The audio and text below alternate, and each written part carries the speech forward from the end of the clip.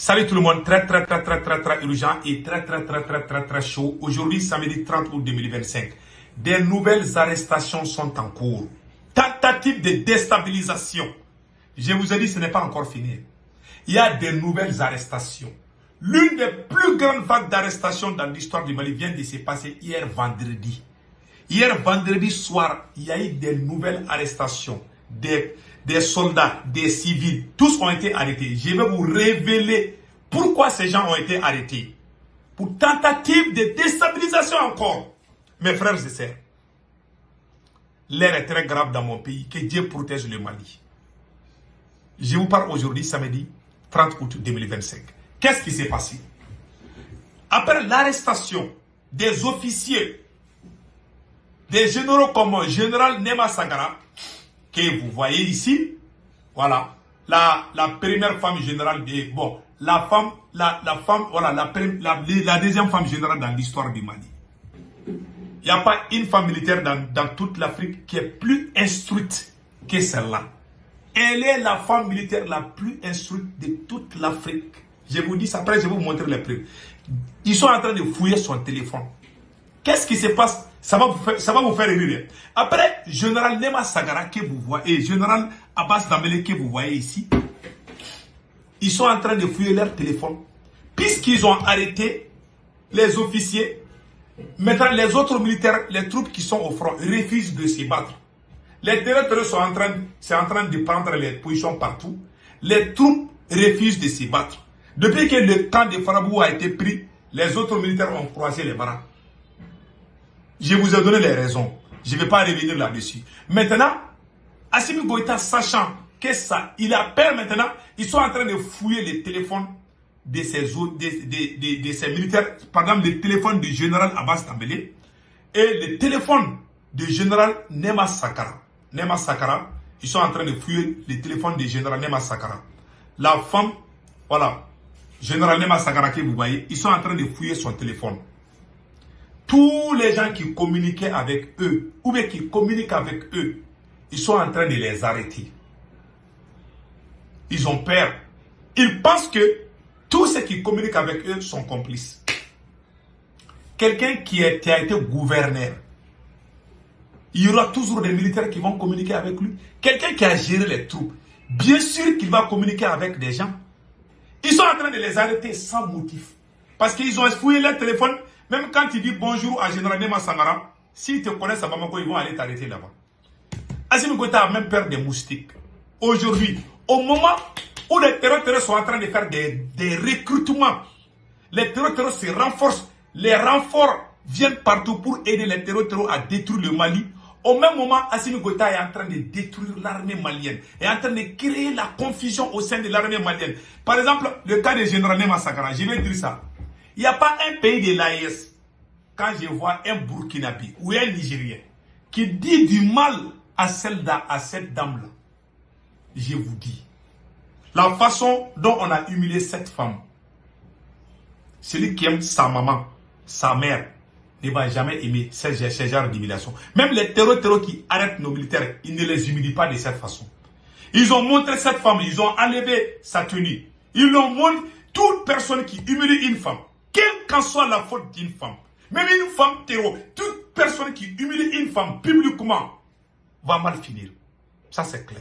Et les hommes qui aiment ça là, c'est des gens qui n'ont pas de respect envers leur maman, qui n'ont pas de respect envers leur femme, qui ne connaissent pas la valeur d'une femme. Voilà, c'est la femme militaire la plus instruite de toute l'Afrique.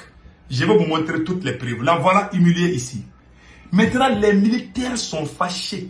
Les militaires ne veulent plus se battre. Les Russes aussi sont en train de suivre les mêmes terrains.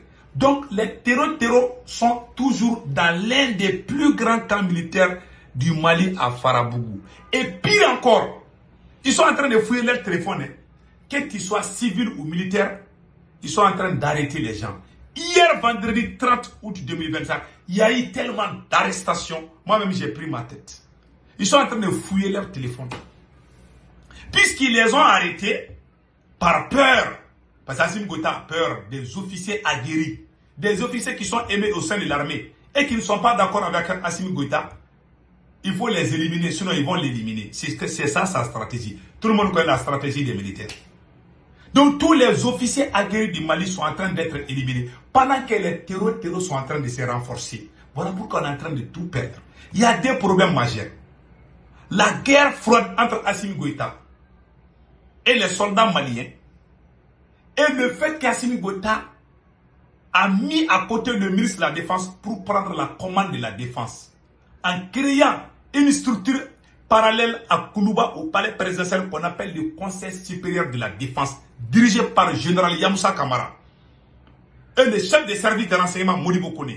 Parce qu'il y a 2 jours de cela, où hier, il y a eu une réunion entre Assimi Goïta et ses conseillers à Koulouba, y compris le chef des services de renseignement.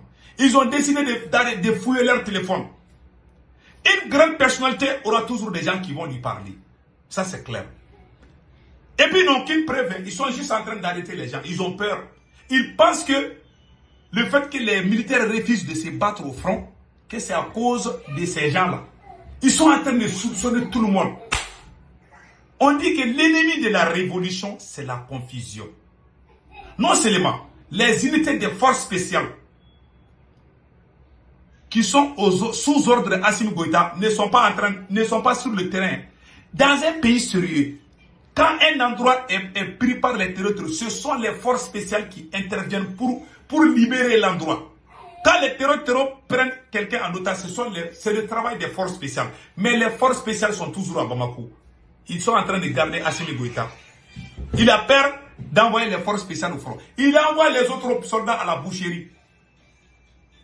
Les forces spéciales de Assimi Goïta, ils sont à Bamako là-bas. Ils sont en train de mettre mouton au divida. Ils sont en train de manger mouton chaque semaine.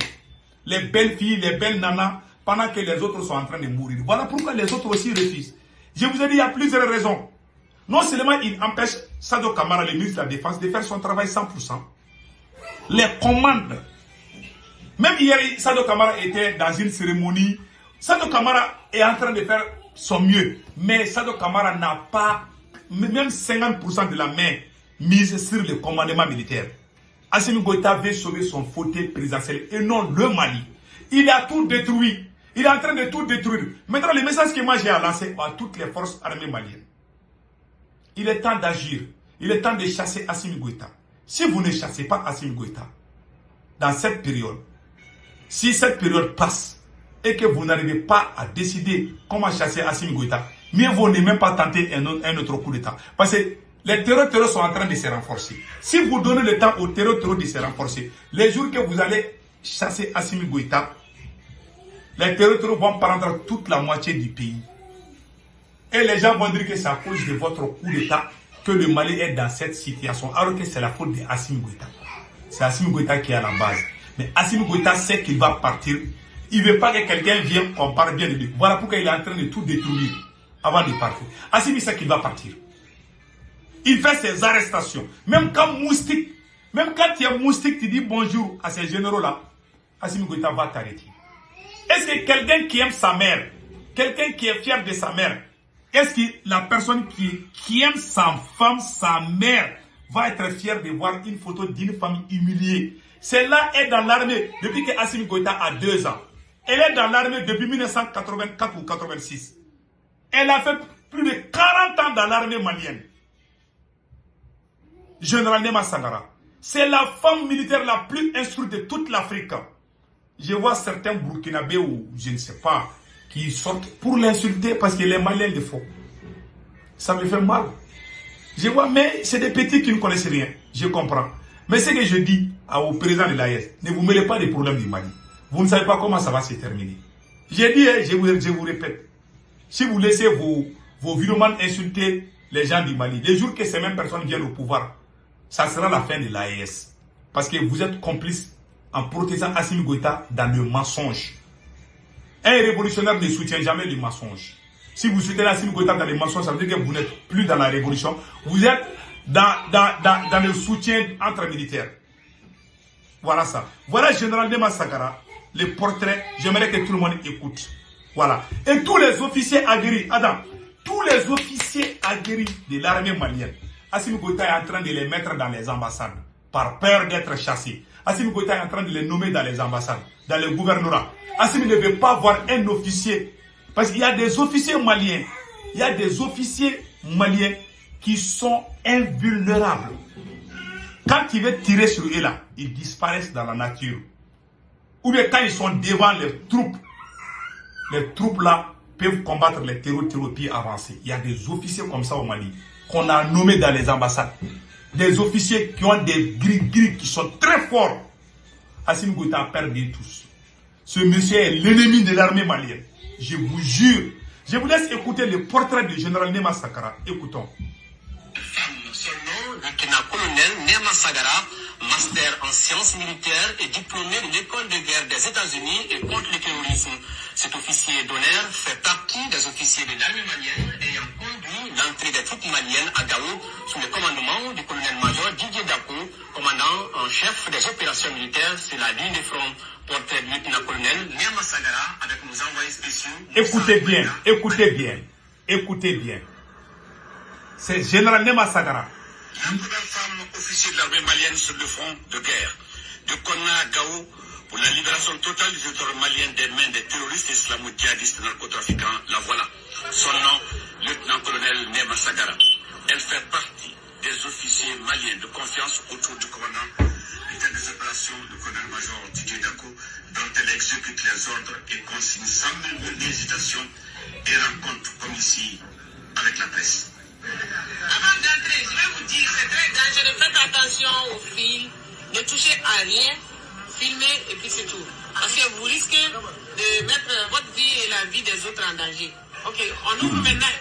Diplômé au civil du César de Dakar avec un diplôme supérieur en gestion, le lieutenant-colonel Nema Sagara est une ancienne de l'école militaire interarmes de Koulikoro, de l'école de maintien de la paix, mais aussi et surtout une diplômée de l'école de guerre et contre les terrorisme de Washington aux États-Unis et aussi de l'école supérieure Maxwell Air Force, base de Montgomery, Alabama aux États-Unis, d'où elle sort avec un master en sciences militaires.